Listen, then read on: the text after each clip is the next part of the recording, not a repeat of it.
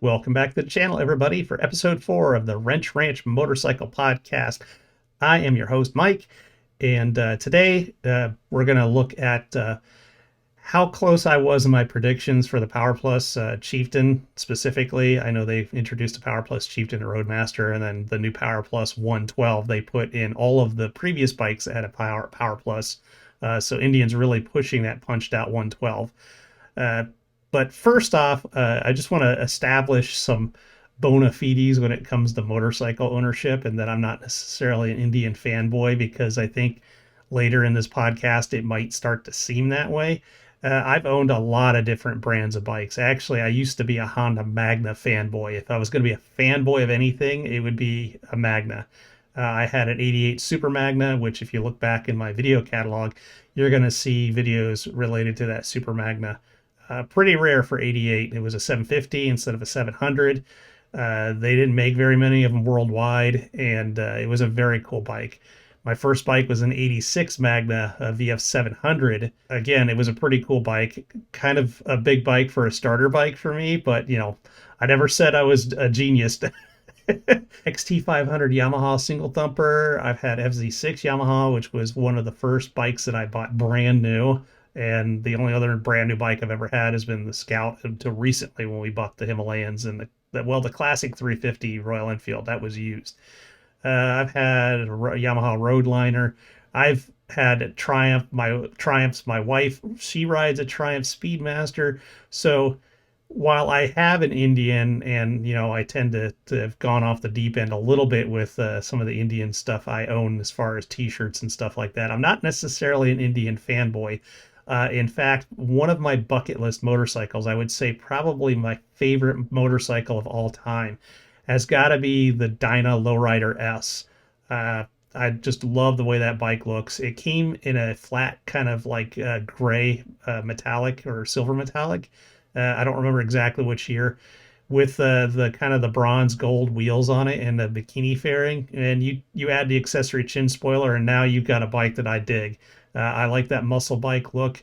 It's just right up my alley. I like all motorcycles. I'm not specific to any one brand or even size of bikes. You know, I've just recently, we kind of, as a family motorcycle, bought Hazel, which is I believe it's a 2023 Royal Enfield Classic 350 in the chrome and bronze color. It's a very cool little bike. It's gutless as can be, but you know, I love that stupid little bike. I can't tell you why, but it's so much fun to ride. Later on in this video, I'm going to kind of compare and contrast the Chieftain to the current Street Glide. That those bikes aren't far off from each other, and I think that's done for a reason. Between, you know, Indian and Harley Davidson are kind of going, you know, like neck and neck fighting each other. Excuse me while I get some coffee here. So let's kick this off and see just how wrong Mike was in his prediction for the PowerPlus. It'll be interesting. It's been a few days now, almost a week since the launch, and let's see just how far off the mark I was. I'll leave it up to you guys out there to determine, you know, just how full of crap I was. Those of you at home keeping score here, this is the last video podcast, episode 3. Where I was just making some educated guesses about what Indian was going to launch and what it might look like based upon the spy photos that were leaked out. Because I was kind of hoping that they would have kept most of the chassis. I kind of like the roundness of the tank. I'm just kind of fond of the Chieftain. I prefer the older one, you know, the original Chieftains that first came out like 2014. The Dark Horse is cool too if you dig that 19-inch front wheel, and it does change how the bike turns in. It does have a different handling feel to it. It's really direct competition for the Street Glide, but we'll get into that later. I didn't exactly know what they would do for the radiator. I was assuming that they would have done kind of a unique design, and here is my logic on it. I thought that they would have modified the frame enough that it would have been a direct translation to some of the other bikes that have the Thunderstroke motor in it currently. And that way, by my logic, you know, they can update the entire product lineup, because at some point they're going to have to drop the Thunderstroke motor. I dig the Thunderstroke motor. It's a cool looking engine. It makes a lot of power, and it's a fun motor in any of its chassis to ride. Okay, so I know the new Euro 5 and, in the future Euro 6 spec for emissions is pretty stringent. It's going to be almost impossible to get air-cooled engines through this, even if you're liquid cooling the cylinder heads like Harley does in the Milwaukee 8. I figured that they would probably design a chassis where they can like plug and play the parts in and out of it to try and make it easier to get through like DOT testing and safety standards and stuff in the United States, because there is significant testing that has to go on these bikes. This was my best guess, not to waffle on too much more about this. So let's go to Indian's website and see just how far off and how full of crap Mike is. And we'll scroll down. We'll get into the build configurator and all that good stuff. This is kind of what I was hoping for, shoehorning a radiator into this chassis so that they could bring back the classic version of it. That's just my wishful thinking, because I really dig that. If I'm not into the muscle bike, I dig the vintage look, which is why I'm pretty much a diehard Springfield fan. This picture on their website, in particular, kind of summarizes how far off the mark I was. They basically took 3/4 of a Challenger, made it into the new Roadmaster and the new Chieftain. They created a unique fairing that is attached to the forks, and likewise, kind of a new dash, because it's not the same as the current Chieftain, even though it has a similar shape. You've got the inverted forks with the radial mounted Brembo disc brakes on it. It's the same front wheel, the same radiator. The battery's located in this plastic box down here, which is not something I liked. Like I said in the previous podcast, I was hoping that they would do a frame similar to the 25 Scouts, keep the battery under the seat, but that was one of the reasons I was hoping they would go with the Thunderstroke chassis, and also to give an evolution path to come out with like a new version of Springfield or a new, because there's no vintage.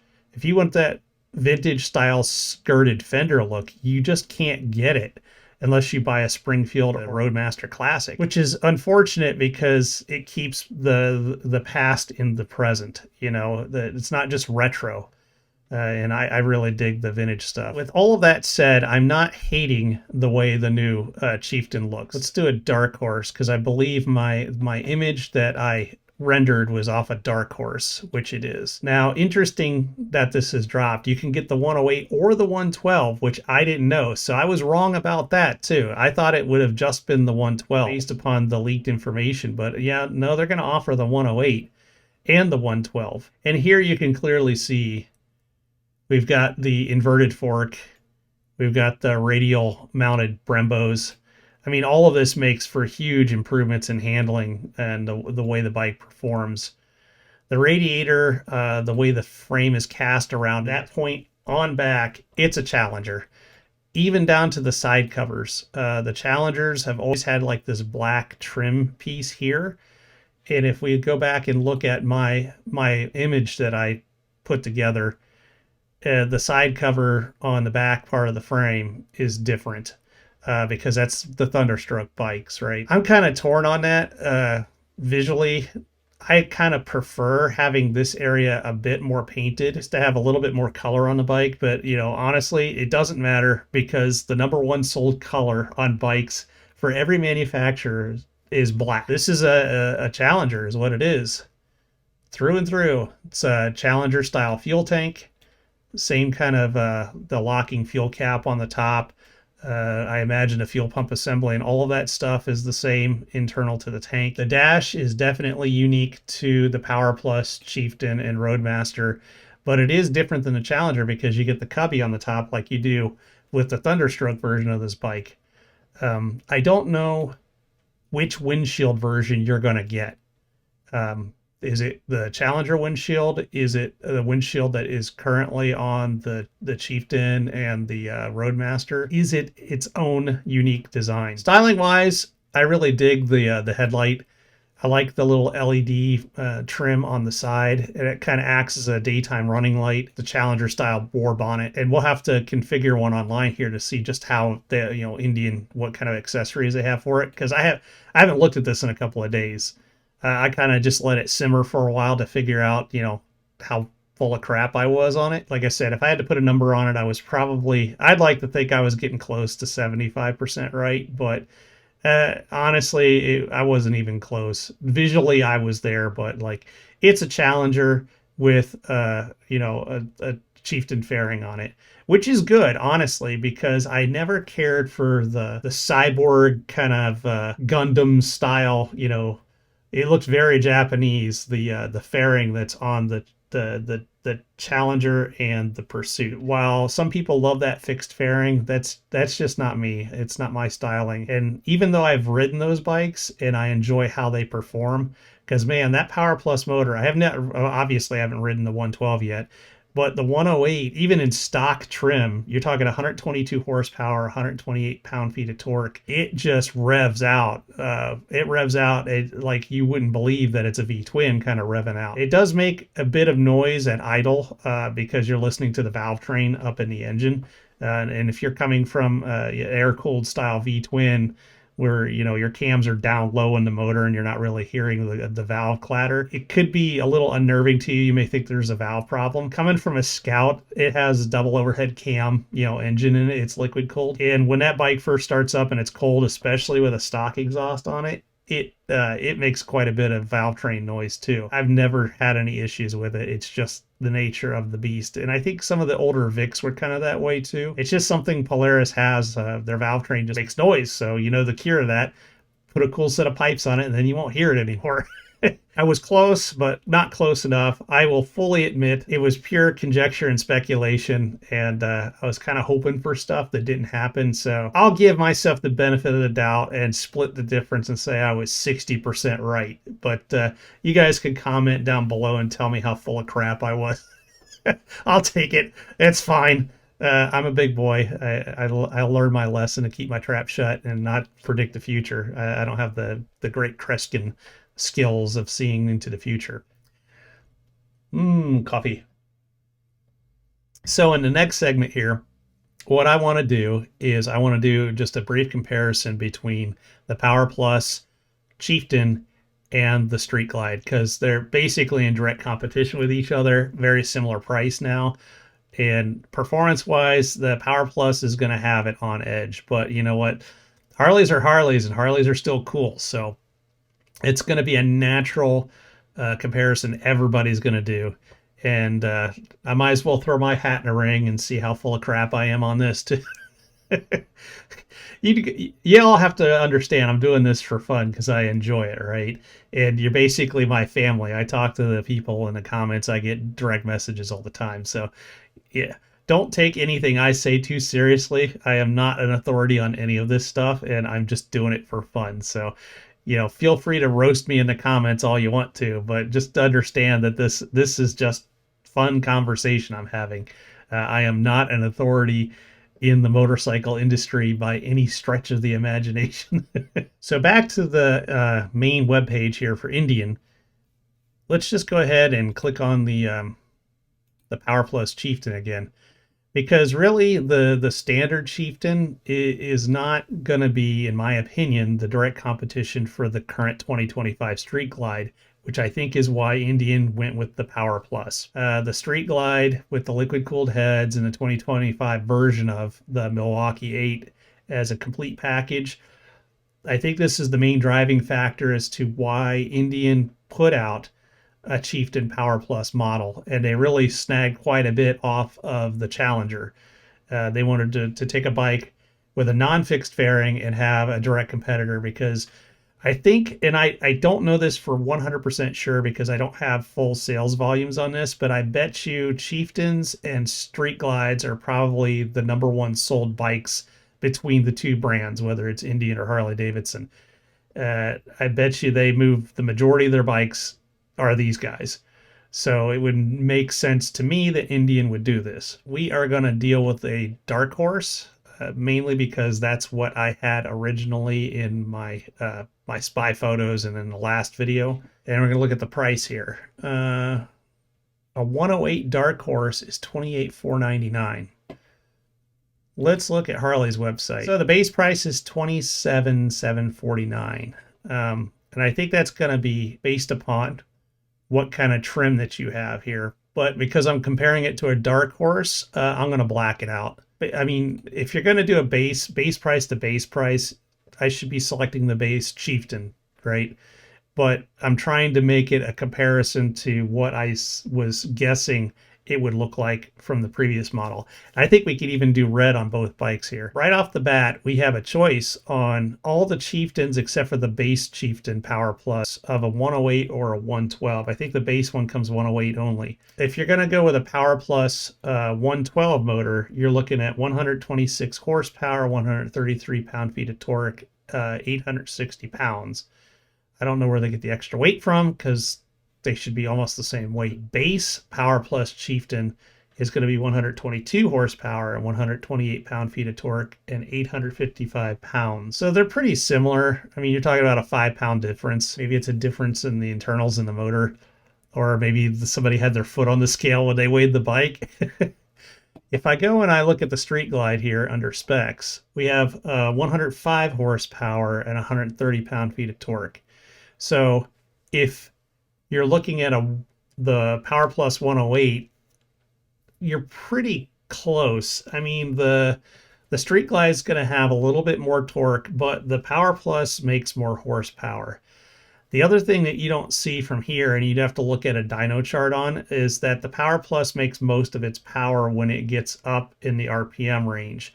And I think by tradition, most Harleys make a lot of their grunt and power down low.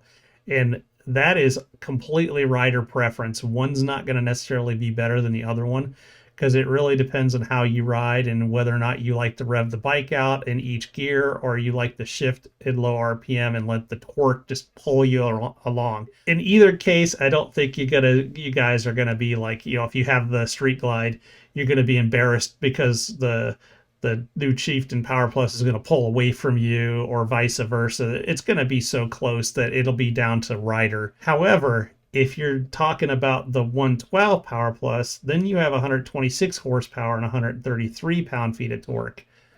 In that case, you got a little bit of an edge. I believe the Street Glide's about 811 pounds. So the Street Glide is a little lighter. Let's do a build-in price, shall we? What would Mike pick if he had unlimited fundage and he would build either bike? Well, for starters, I would probably go with the 112, and I'm going to do red, even though I'd probably rather have the Blue Dusk, but just so that it looks similar to the bike that I was, in the last episode trying to predict. We'll just do a configurator real quick on the Chieftain here. Yeah, I'm going to build a new ride. New and coming soon. What does Indian have for me that's new and coming soon? I have driving lights. Gimme. Well, hey, Polaris, you need to fix your website because the driving lights don't have LED bulbs in there. I do have an optional windshield. I'll take the flared windshield because if this is like the flare that you can get for the current Thunderstroke Chieftain, that little flip up on the edge makes quite a bit of difference for someone who's 6 feet tall or under to get the air up over your helmet. Reduces the wind buffeting pretty well. I don't need any different handlebars. I really am not going to use a ride command navigation simply because of the fact I use my phone. I use the, like Google Maps and stuff like that. I will take the heated grips. Need those. I know there are configurable trunk kits that you can get, but honestly, I'd rather just have a tail bag. So I'd rather get the like the backrest and luggage rack combo. Mike would probably like a set of rear highway bars. I'm okay with the LED light that it's got in there. I've got the Pathfinder adaptive LED on my Scout, and I'm not sure if it's worth the money above and beyond just a regular LED headlight. So I'm probably going to just leave that one as is. Do the rider backrest because while it doesn't look like it in the little 3D configuration thing, you can get it just right so it helps support your lower back, and I definitely need that. Engine performance. Well, they got a stage 1 exhaust. I would hold off on that personally because the Tab makes an exhaust system for the PowerPlus motors. And it will definitely fit this bike because it's essentially a Challenger, right, chassis-wise. that the tab performance exhausts sound really good on the PowerPlus motor. Reinhardt's are more have a better tone for the Thunderstroke motor, and either way, I don't really need a calibration card for changing the fueling because like I'm going to keep the bike mostly stock performance wise. It already has more performance and power than I have rider skill to utilize it all. Mainly, I just want a different set of pipes on it for the tone. And so I don't think you get a big change in tone with the factory accessory exhaust from Indian. So I would personally save the money and just get a set of tabs. And then, you can choose by the internal baffle size how quiet or how loud you want it to be. But the tabs sound really good in a PowerPlus motor. I've heard it before, so I know this from firsthand experience. I definitely want the quick release for the saddlebags. Service the bike, do things in the back, clean. It is very nice to be able to quick release your bags off the bike. They're kind of like, the lever cam lock things you have for like a seat post on a mountain bike. Very similar, makes it easy to take them off. These are the configurable trunk systems. Honestly, my personal opinion, even though I worked as a service advisor at an Indian dealership, I would probably go with a Roadmaster if I was going to consider doing any bike with a trunk. Because by the time you price it all out, unless you're going for the low profile trunk, and mainly that's looks, because it's only like this deep. You can't fit a helmet in it. Maybe you can fit like some clothes, laptop bag, cameras, some snacks, maybe some tools, and then leave your saddlebags for the other stuff. You really can't fit a ton of stuff in there. The hinge opens sideways and it kind of is limited in its travel. So you can't even open the hinge up enough to get good access to it for anything that would be tall. So it looks cool. It fits with the styling of the bike, but honestly, if I was going to do a trunk, I'd want the bigger touring trunk, and I would just get the Roadmaster. I wouldn't even bother with a Chieftain. It would be cheaper in the long run, and it would come with the bike. You wouldn't have to get all the parts. Touring essentials. I'm not doing a lower fairing because again, if you had a lower fairing, why don't you just get the Roadmaster? These are all kind of Indian's different touring bags for the passenger backrest and the luggage rack. I would probably go aftermarket for that simply because of the fact that I think you can get better bag for the money. Again, I'm not a super big Indian fanboy. I like to get good value for my money, and while the Indian touring bags are well made, I think you can get a better bag for the price or less than what Indian charges. Heated and cooled seats here. I definitely would want a heated and cooled seat. Let's see. Don't necessarily know if it needs to be cooled. That might be weird. It's also quite a bit of money, but I guess I did say money, no object here, right? So we'll do the Climate Command Comfort Plus seat. It's a little wider here, so when Melly rides with me two up, she'll have more area for her butt, so she'll be more comfortable for her. Lower fairings, not interested. I think there are companies that make closeouts, like leather closeouts for these highway bars. That's all I would do, because when I'm not using them, I can roll them up and put them in a bag. These little wind deflectors here kind of like mount down in this area. I don't know if they do a whole heck of a lot. It's probably not something I'd be interested in. Man, I wish it would draw the lights for the LED driving lights, the actual bulbs. Indian, fix your website. Here we go back to a gripe I have with Polaris/Indian's website. There is an accessory floorboard that is not listed on their online configuration tool. That is just basic floorboards that you would add to, like, let's say, if you had like a Chief Vintage, like not the new Chiefs, but the original Vintage. And it has just a plain floorboard that you can get. Granted, it's chrome. It doesn't come in black. So now that I've selected this select passenger floorboard pair in black, you do have this little chrome strip in there. I guess it's okay, but now I have the main floorboard that doesn't look right, and I think this is where we're going to run into the problem. Select rider floorboard in black. It looks identical to the one. I mean, in reality, it has this trim in there, and the bottom is black. But when I select black here on their website, it's just not drawing the padding correctly. But like this would be matching floorboards. It's just an issue with their 3D tool online. Pegs for your passenger isn't very comfortable if you're going to ride long distances. And if I'm going to get a big touring trunk like tail bag kind of thing, I need the ability for Melly to feel comfy when she's on the back. I'm not interested in these toe pegs. I'd rather just the rubber ones be on there, honestly. Power band. I am not a big audio guy. I have really good Cena headsets. Speakers that are in my Cena headsets are so good that I really don't need or want external audio because I've never understood how you can have external audio on your motorcycle and it sound good. If you're going down the road, you're going to hear a lot of wind noise more than you're going to hear any music. Even with a really tall windshield and like if you had the full lowers and all that stuff, you still get wind noise. For me, I would rather just have the helmet audio for my intercom, and that's fine. Saves me a bit of money. Even money, no object, right? So the PowerPlus Chieftain already comes with the accessory LED saddlebag lights, so there's no reason to add them on there. So I wouldn't do it, even though they have it available on the online configuration tool. Electronically adjustable Fox rear suspension preload. I would definitely do that because you don't have to take the side cover off to adjust the preload on the back of the bike, and you aren't messing around with the air preload either. It's done with a servo motor. You can do it through the touch screen on the bike. To me, that's worth it, especially if you're going to invest this kind of money on a bike that you plan on doing some touring with. You do have the ability to quick release this backrest. There are a couple of Allen bolts.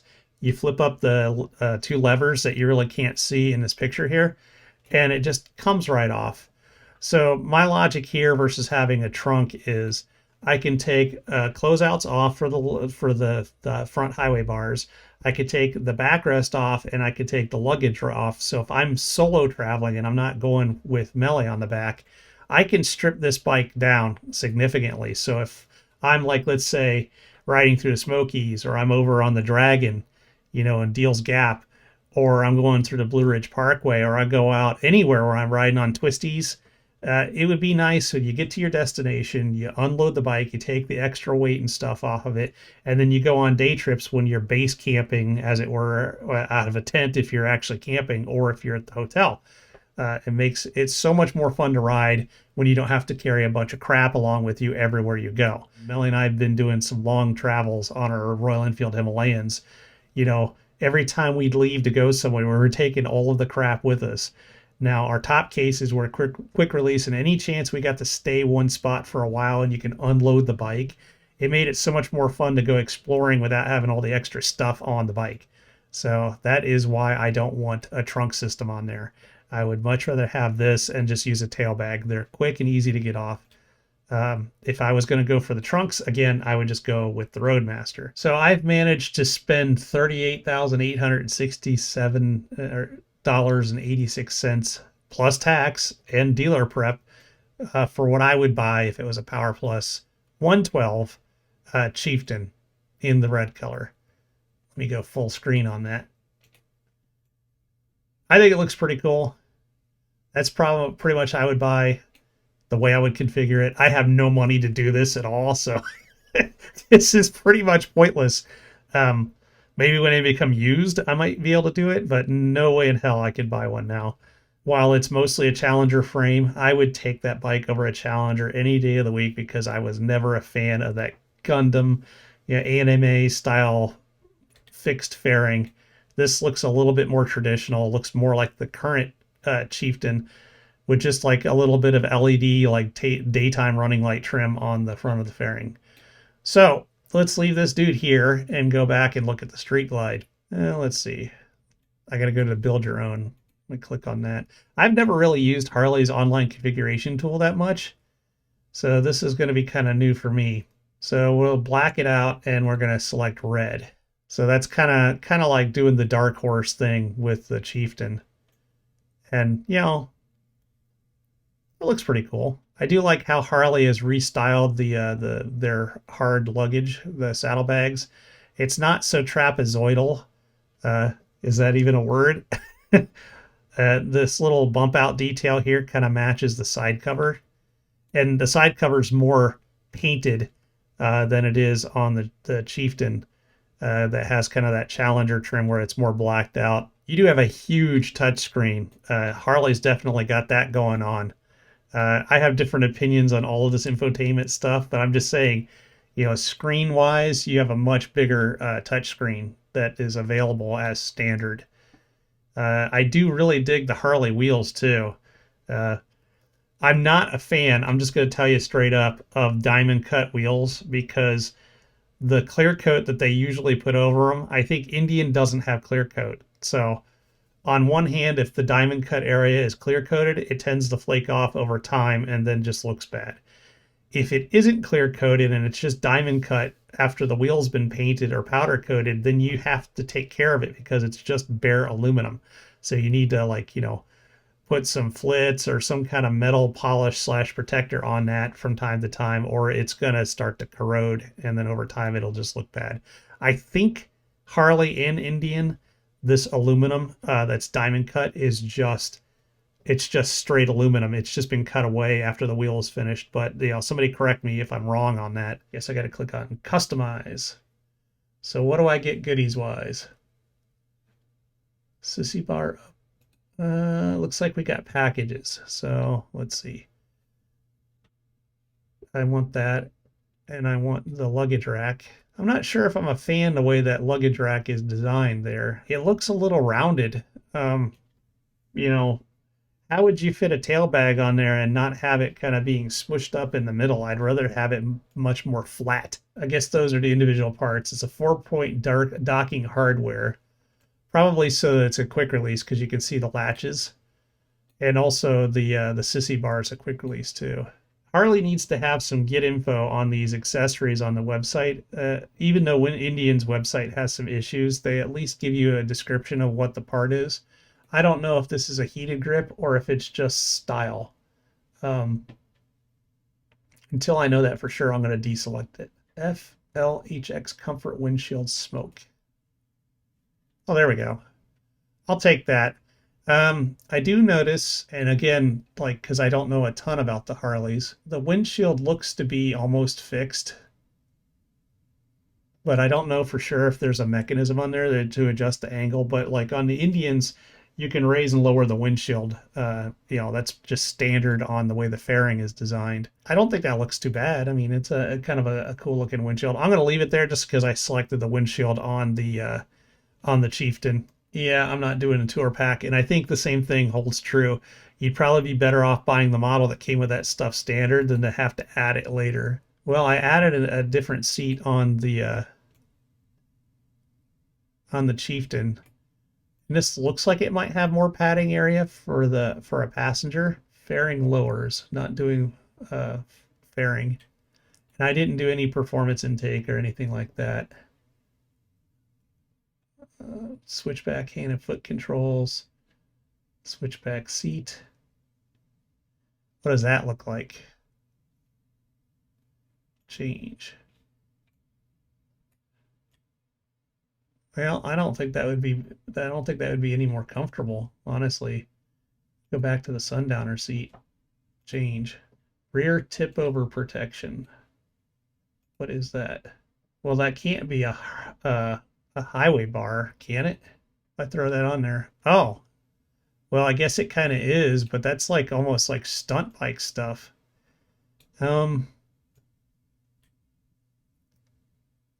Not really my thing, but I'm going to throw it on there simply because of the fact that no, I'm not. I can't. I would try to find an accessory rear highway bar. I'm not all into that stunt bike stuff.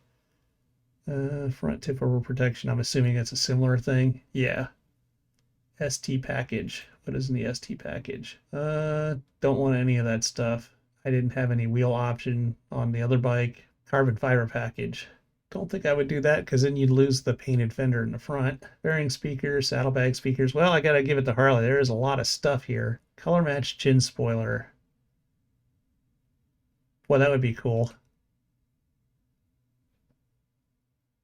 I think that's something Indian should have. on that goofy looking battery box cover below the radiator. It'd be nice that if they made a chin spoiler kind of thing and painted it, because I think that is a really, at least in my opinion, I really like the look of that here on the Street Glide. But because I didn't have it on the other bike, I'm not going to put it on this bike. Color matched interfering. I'm not going to do that. Fugitive wheels. Special package black. Nope.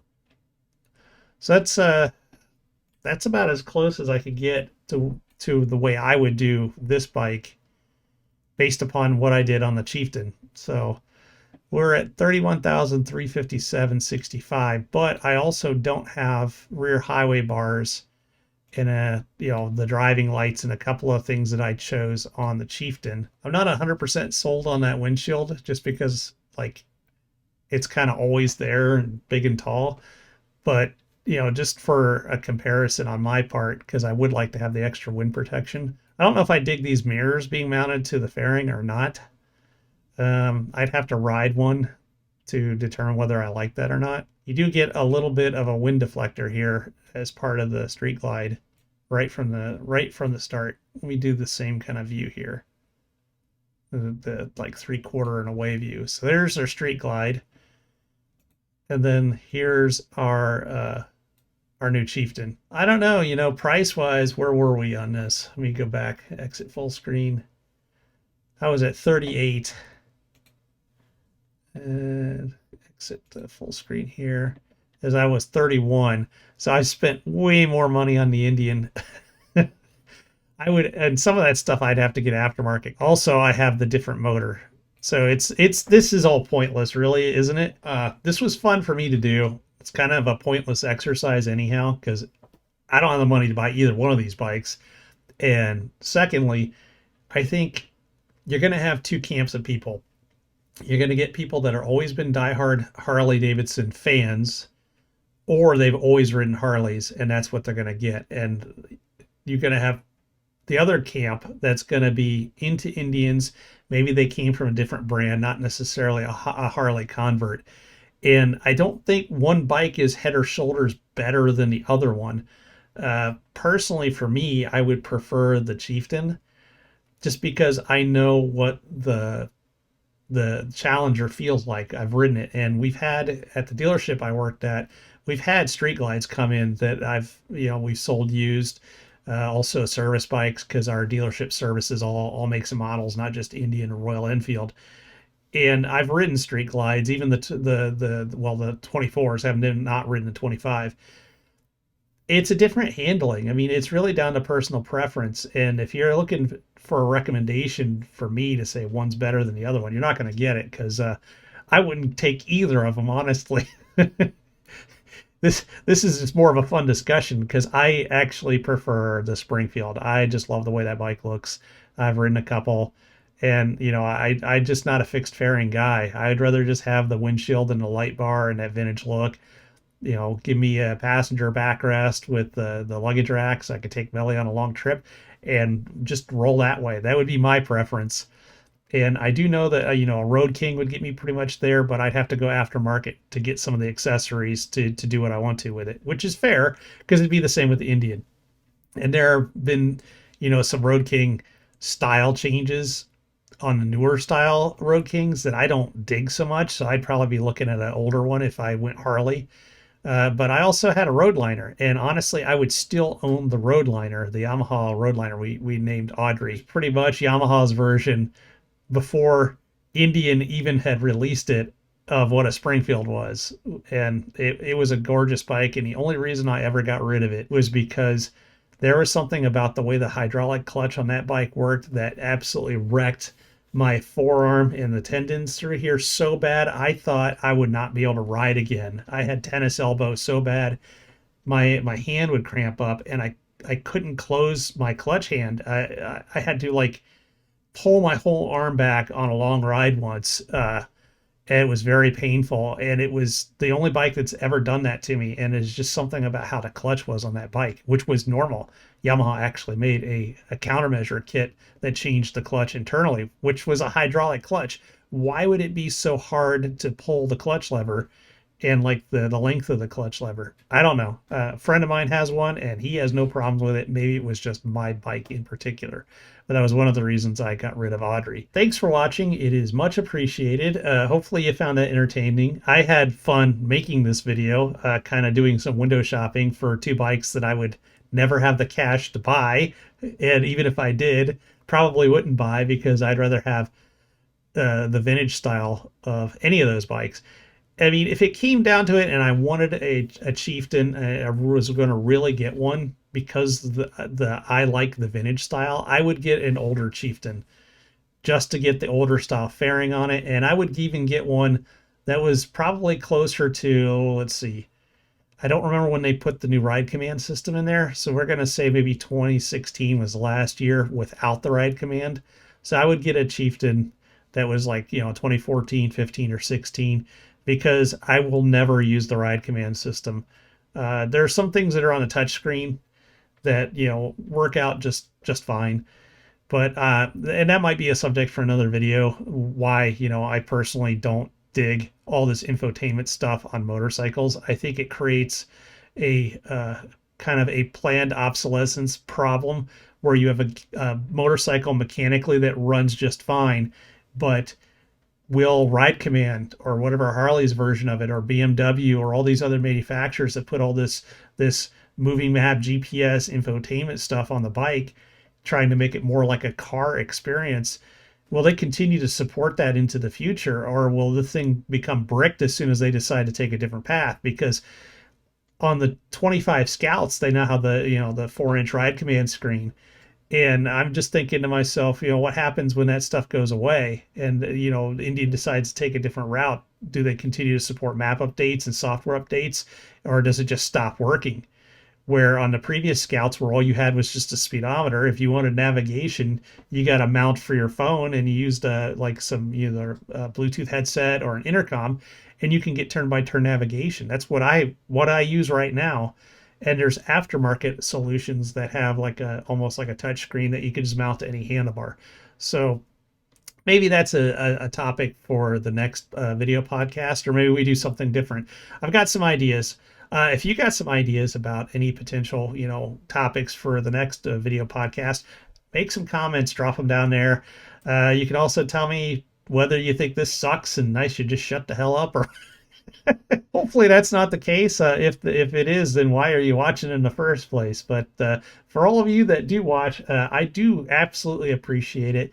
Again, give me a thumbs up, like the video, subscribe, hit the bell notifications, all the BS that YouTube's algorithm expects to see in order to try and push my videos up in the search results. Last video actually did pretty good, so I appreciate everyone that came to the channel and watched the video, and hopefully I have some interesting content coming out in the future. Until I see everybody again, ride safe.